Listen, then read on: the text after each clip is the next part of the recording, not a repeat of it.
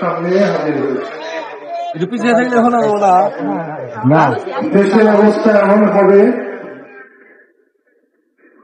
এটা আগেই জানলে মুক্তিযুদ্ধ করতে পারতাম কিনা জানি না।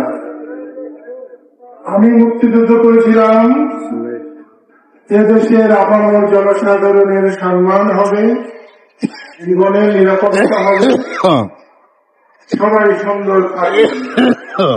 পাকিস্তান হানাদার বাহিনী ৭১ সালে যেমন করেছে, বাংলাদেশেও কেউ কেউ যদি তেমন করে তাহলে তাদের অবস্থাও পাকিস্তান হানাদার বাহিনীর মতোই হবে। আমার মনে হয় কোন বড় কাজ করার পর এতদিন যেতে থাকতে নেই। স্বাধীনতা এসেছে আজকে ৫৪ বছর, ৫৫ বছর। এতদিন বেঁচে না থাকলেও পারতাম।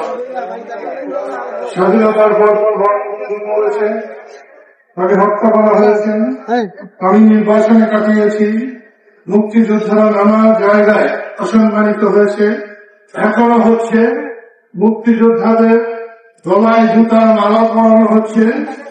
যে বঙ্গবন্ধুকে অনুসরণ করে আমরা মুক্তিযুদ্ধ করেছিলাম, সেই বঙ্গবন্ধুর স্ট্যাচু ভাঙা হয়েছে, তার মাথায় পেশাব করা হয়েছে।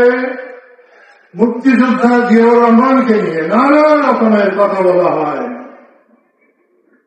আমি বিএনপি করি না, আমি আওয়ামী লীগও করি না, কিন্তু আমি মুক্তিযুদ্ধ করেছি। আমার নেতা বঙ্গবন্ধু শেখ মুজিবুর রহমান। আমি যতদিন বেঁচে থাকবো বঙ্গবন্ধুকে বুকে লালন করে আমি বেঁচে থাকবো। আজকে আমি এখানে এসেছি তোমাদের সঙ্গে একাত্মতা জানাতে, শরীর হতে। খালেককে যেভাবে অপমান অপদস্থ করা হয়েছে, আমি মনে করি আমাকেও করা হয়েছে। আমি মনে করি বাংলাদেশকে অপমান করা হয়েছে। সে যেই হোক, আওয়ামী লীগ করুক, বিএনপি করুক, মুক্তিযোদ্ধাদের অপমান করার বাংলাদেশে বাস করে এটা সম্ভব না। আমি সেই জন্য সম্মান রক্ষার্থে ভিডিও যন্ত্রে দেন আমার ভিডিও যন্ত্রে এসেছি। অন্যদের থেকে শুনলাম এর কি বিচার হবে, অসুস্থ বিচার হওয়ার দরকার। আমার চাইলেই শুধু বিচার হবে না, তোমরা যে পদক্ষেপ নেবে আমাকে ডাকলে আল্লাহ তোমাদেরকে তার পবিত্র আরশের ছায়ার তলে রাখুন। খুদা হাফেজ, ধন্যবাদ।